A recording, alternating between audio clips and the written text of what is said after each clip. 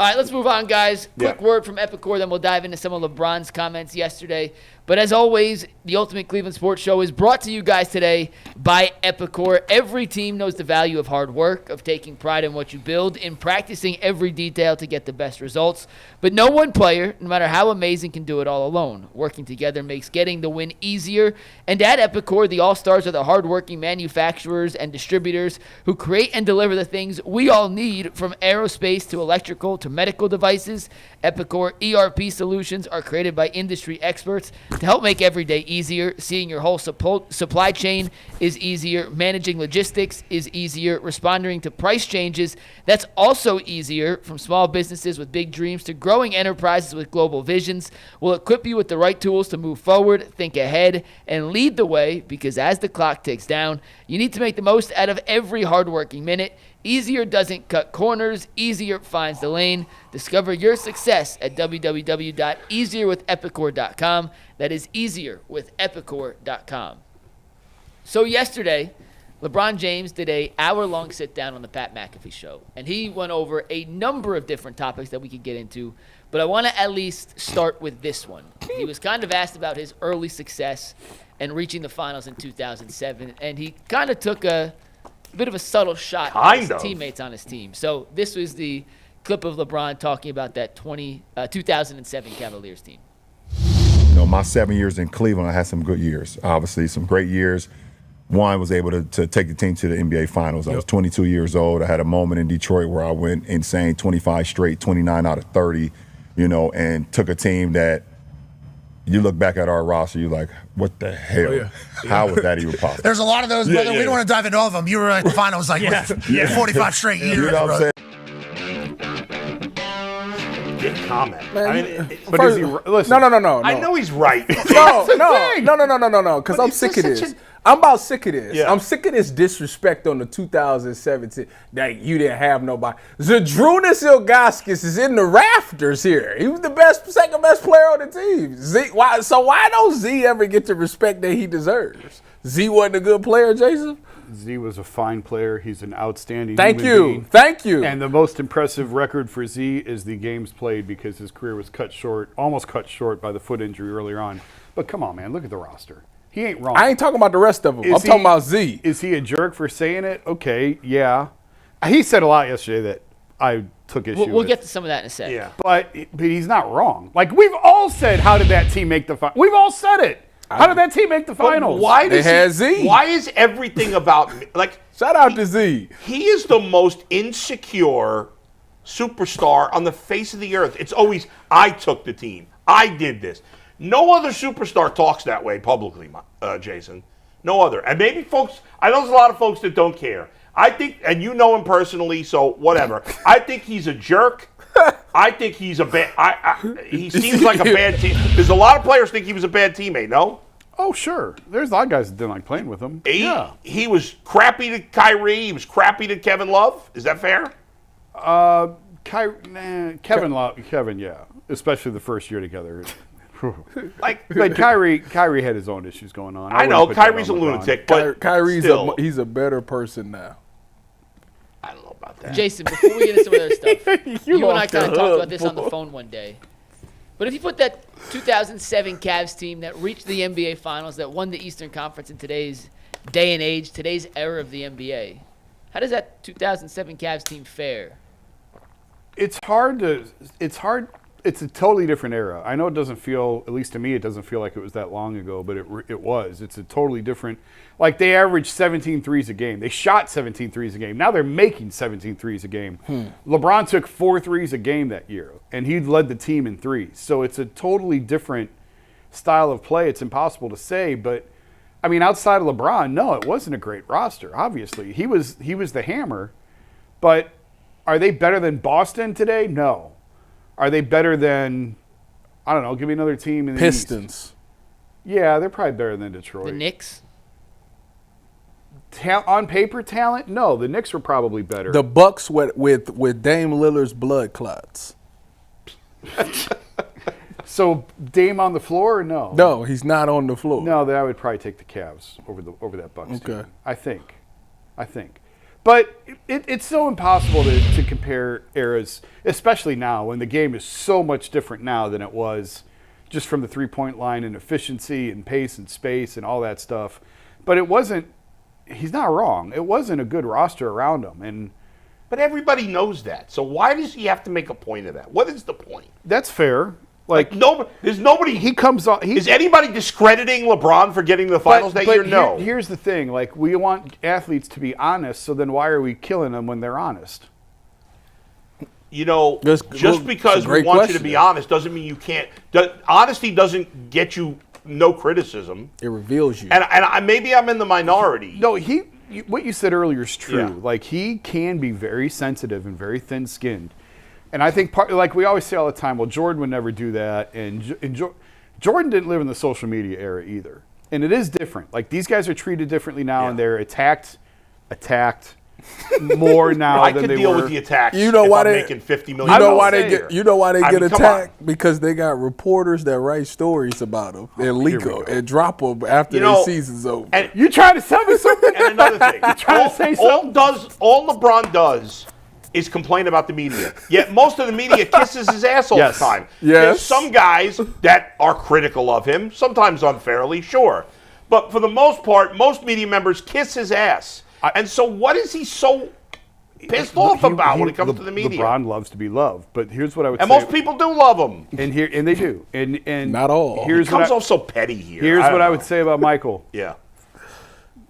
When did he? Well, He was a douche also. We know that. but no, like, do you know when he commissioned The Last Dance? The day of the Cavs parade. Because he felt threatened that LeBron was closing the gap on him, and Michael picked up the phone. This is out there. Yeah. Michael picked up the phone and said, do it. Yeah. 10-part series on how great I am. Do it. I hear you. So let's not act like Nobody- Michael isn't a narcissist too. Of course he is. We get that. I just. And I don't want, and again, he said a lot yesterday that pissed me off. So I don't want to turn this into. Brian Windhorst was a friend. That was total. I can't use the words I want to use. That's total BS. So I don't want to like defend. Yes, I love LeBron. I love him. I spent 4 years with him. He was great to me. I had a great relationship with him. To this day, I love the guy.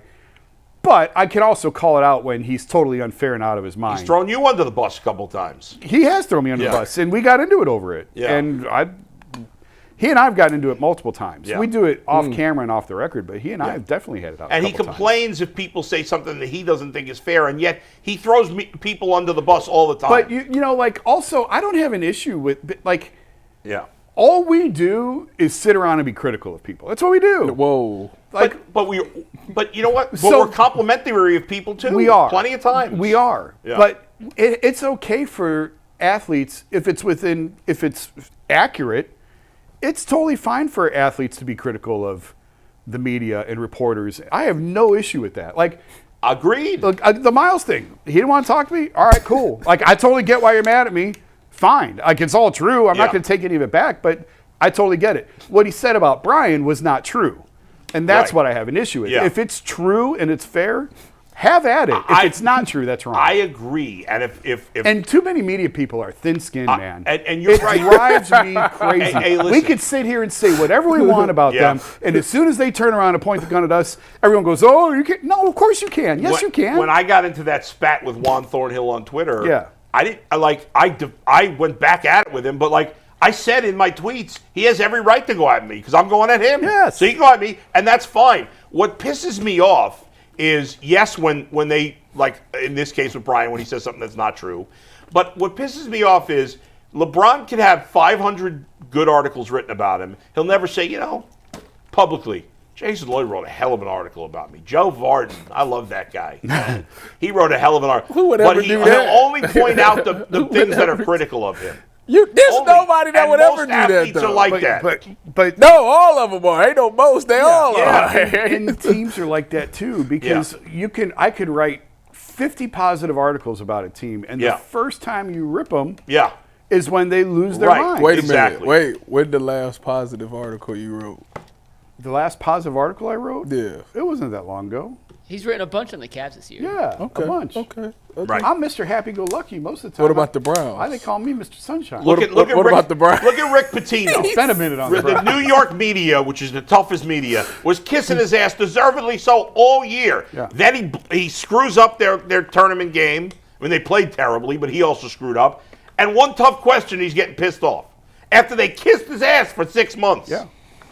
And a part of it is there is a sense of entitlement with all of these guys. Right. And like, who are you to question me or to say something mean about me? I never was like that. And that's it. It's You know, fair. people. It's the same with not everybody. I don't want to lump everybody together, but athletes, actors, politicians. They think they're above it all.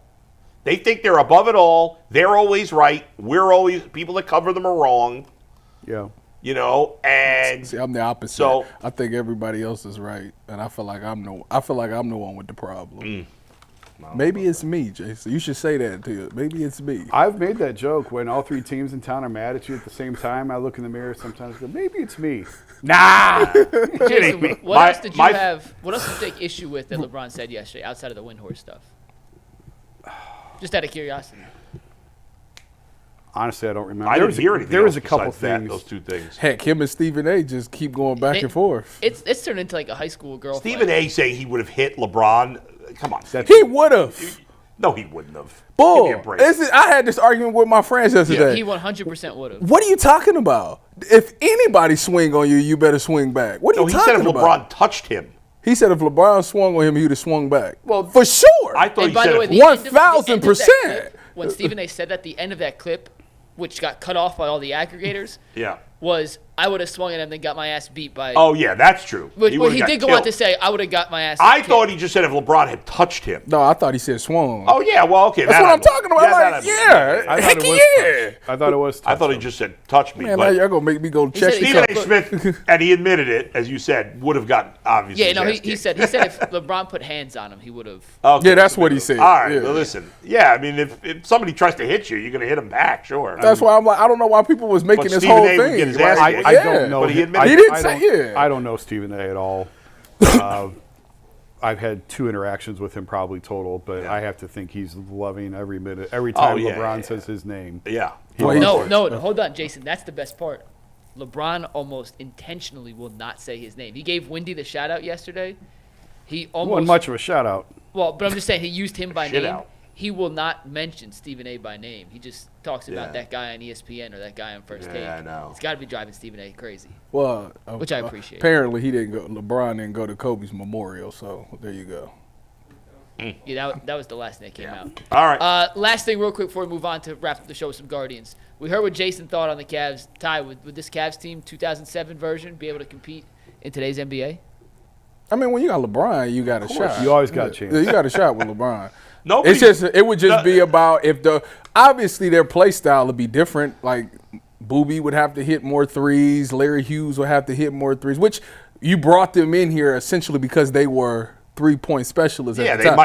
might- Their shot attempts will ref. And by the way, will go those up. guys might be better players in this era. Yeah, because that's Right? They true. Booby especially. Yeah. Booby had a lot of injuries in his career. Yeah.